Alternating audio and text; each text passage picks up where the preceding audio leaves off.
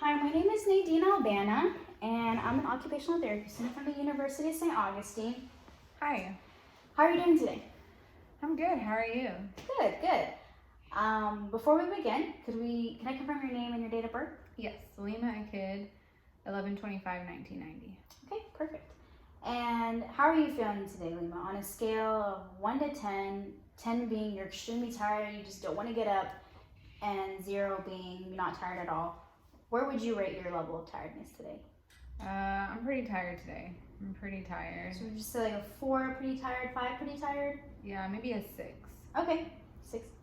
Okay, so what we're doing, I'm an occupational therapist, and if you don't know what occupational therapy is, it's just my role here today is to get you back to doing all the things that you want and need to do in your everyday life. And having COPD sometimes can be difficult for you to do those things because symptoms of tiredness arise, and you may be experiencing some difficulties catching your breath. Is that something you resonate with as I'm describing it? Yes. Okay, that's totally normal.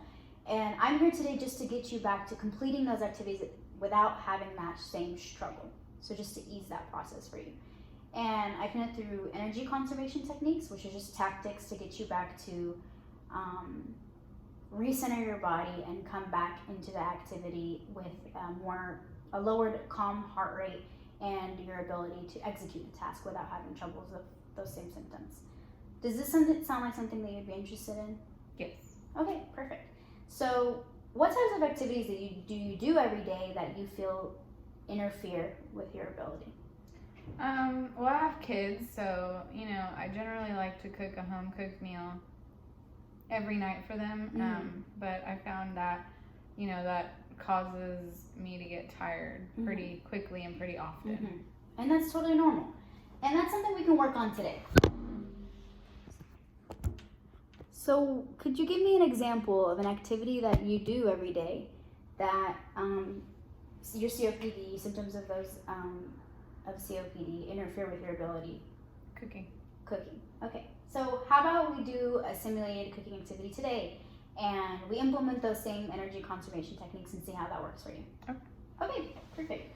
So before we begin, since this is my first time with you, and we're gonna put this gate belt on, and it's just for your safety and just to ensure that if you are experiencing symptoms, it's just for me to be able to ensure your safety. And what we're gonna do, does that feel okay? Yes. Okay. Is it okay if I wrap this a little bit tighter on you, placing my hands? Okay. Okay, perfect. So before we begin, we're gonna come over here. All right, and we're gonna go ahead. What's something you normally utilize in the kitchen? Knives. Cutting.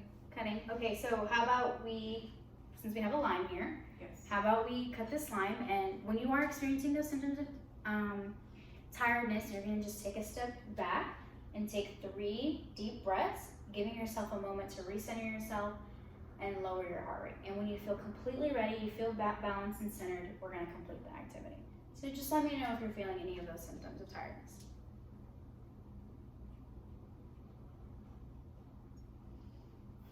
I'm a little tired. Okay, so let's just take a step back and take those 3 breaths. 1 with me. Take your time. Another one. Last one. How did that feel?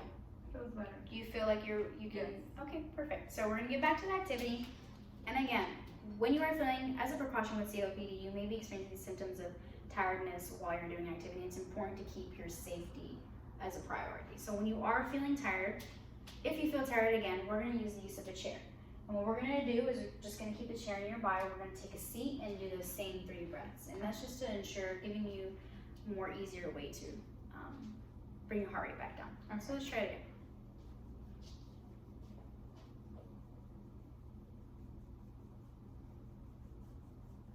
Yeah, I'm definitely tired. Okay, let's take that seat. And take those same 3 breaths and take your time. 1. Take your time to really feel yourself centered. And and take a second to sit. After you take those 3 breaths, give yourself a moment for your lungs and your heart and your body to be aware of what you're doing, which is bring yourself back to your normal state. Is that feeling okay? Mm-hmm. You feel good? Yes. All right, let's finish cutting this line.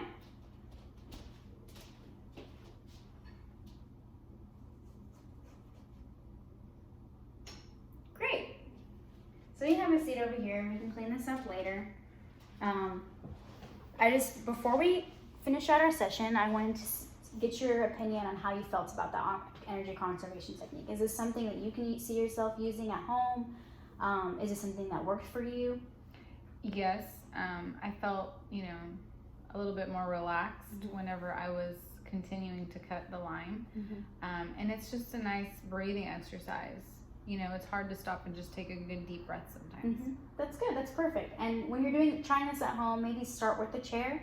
Just have it nearby. And when you're feeling yourself comfortable and you feel like you won't need the chair, we can take it back to just you taking a step back from the activity. But I'm really glad that you like this energy conservation technique, and maybe we'll utilize it in our future sessions. Okay. Thank you so much. Thank you for your time. Thank you.